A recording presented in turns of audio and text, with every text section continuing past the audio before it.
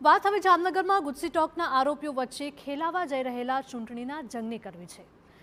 જામનગરના મનપાની ચૂંટણીને લઈને રાજકીય માહોલ ગરમાયો છે અને તેમાં પણ શહેરનો વોર્ડ નંબર 12 રાજ્યભરમાં ટોક ઓફ ધ ટાઉન બન્યો છે। આજે કોંગ્રેસના ઉમેદવાર અલ્તાફ ખફીએ પોલીસ જાપ્તા વચ્ચે વોર્ડ નંબર 12 માટે પોતાની ઉમેદવારી નોંધાવી હતી। અલ્તાફ ખફી પર ગુજસી ટોક હેઠળ અનેક ગુના દાખલ થયેલા હોવાના કારણે પોલીસ સુરક્ષા વચ્ચે તેમણે ઉમેદવારી પત્ર ભર્યું।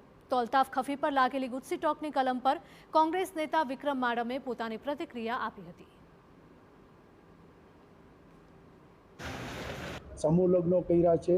ફક્ત આ બે કેસ અને એ કેસ પણ કેવા મદદગારીની અંદર દેશી ભાષામાં કહી તેમને ફિટ કરવામાં આવ્યા છે।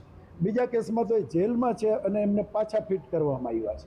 જે માણસે જિંદગીમાં કોઈને ટાપલી નથી મારી, જેના ઉપર જીવનની અંદર કોઈ ગુનો નથી અને એને દુનિયા જો ક્રિમિનલ કહેતી હોય તો હું એમાં પડવા નથી માગતો। હું કોઈ જજ નથી, જનતાની અદાલત નક્કી કરશે। બીજી તરફ આમ આદમી પાર્ટીના ઉમેદવાર અસલમ ખિલજી પણ આ વિસ્તારમાં પ્રભાવશાળી નેતા તરીકે ઓળખાય છે। અસલમ ખિલજી અગાઉ કોંગ્રેસ સાથે જોડાયેલા હતા અને અંદાજે 2.5 વર્ષ પહેલા તેમને કોંગ્રેસમાંથી સસ્પેન્ડ કરાયા હતા। ત્યારબાદ તેઓ આમ આદમી પાર્ટીમાં જોડાતા હવે આમ આદમી પાર્ટીએ પાર્ટીના ઉમેદવાર તરીકે મેદાને ઉતાર્યા છે।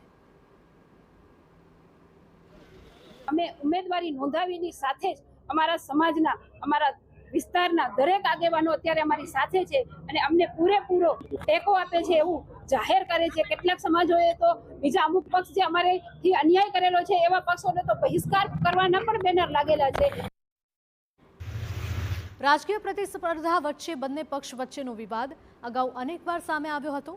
થોડા સમય પહેલા અસલમ ખિલજી પર હુમલો થયો હતો, જેમાં તેમને પગમાં ઈજા પહોંચી હતી અને આ ઘટનાને લઈને અલ્તાફ ખફી સામે ગુનો નોંધાયો હતો।